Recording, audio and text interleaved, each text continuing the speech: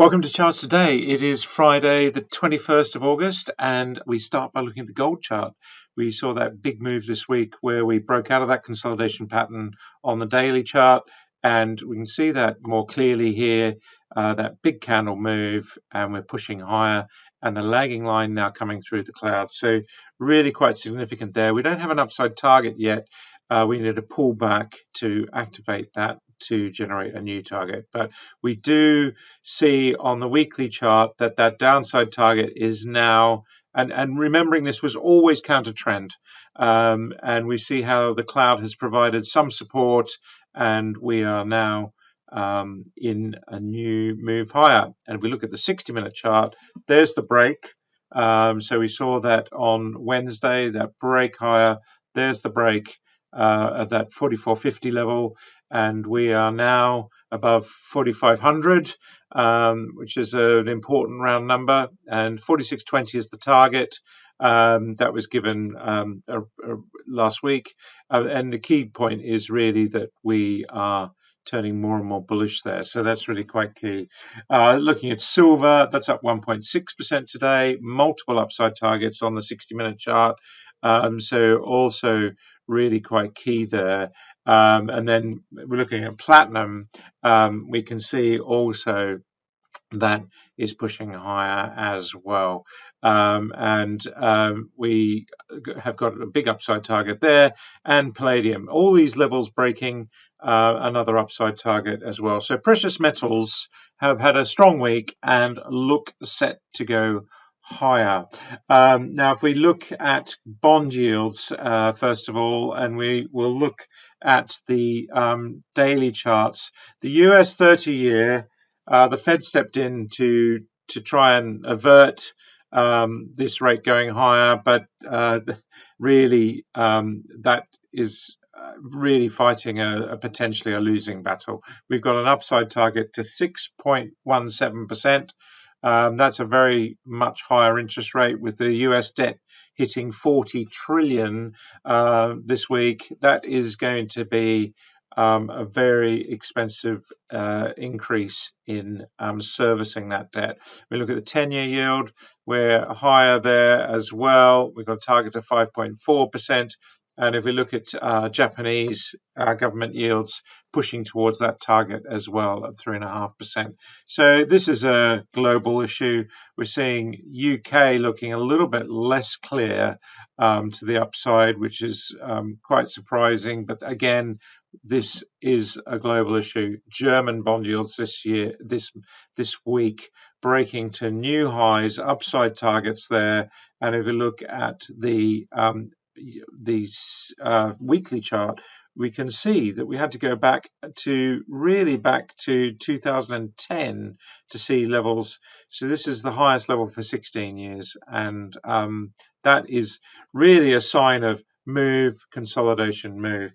And the key thing is, if you don't really believe this has changed, just take a look at the monthly chart, and this is the bond yields over the monthly chart, and you can see here all we have to do is draw a trend channel, and that was if you like 40 years of lower and lower rates, if you like, the death of inflation. Roger Bootle called that the death of inflation.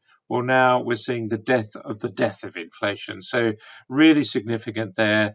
And that's why we are in a long-term uptrend for yields and interest rates. So it is just a factor. So how are the markets reacting? Of course, that's a very long-term picture. How are the markets reacting? Well, we saw the S&P is breaking to new highs. That's the long-term chart.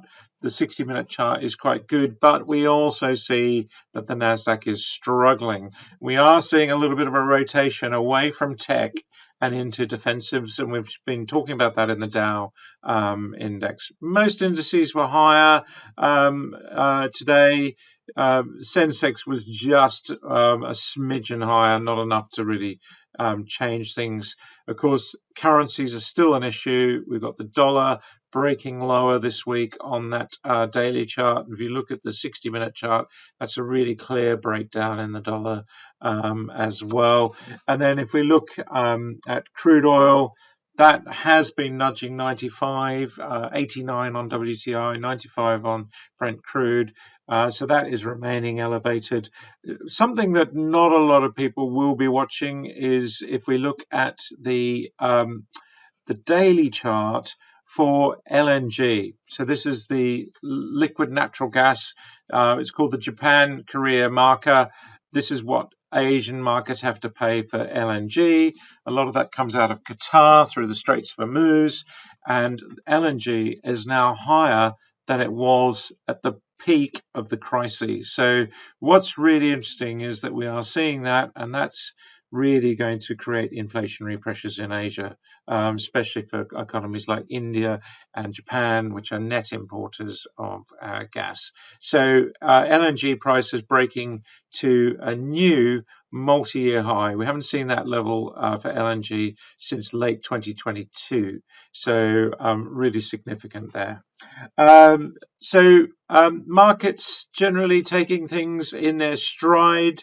And if we look then at some of the other markets, coffee, short term, that's looking more bullish. Look at that on the midterm chart. We do have a downside target, but we're above the cloud with multiple upside targets.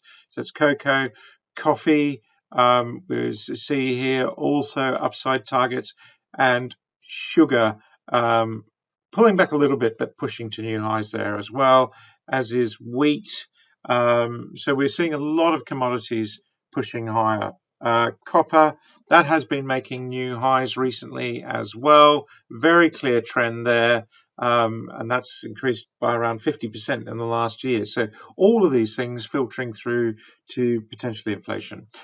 The semiconductor index, we've talked about that before, and we're seeing here that whilst we've got a new upside target, we are pulling away. So that's going to be really key. SpaceX was down 4% yesterday, couldn't yet break back above that 150 level. Really quite insightful.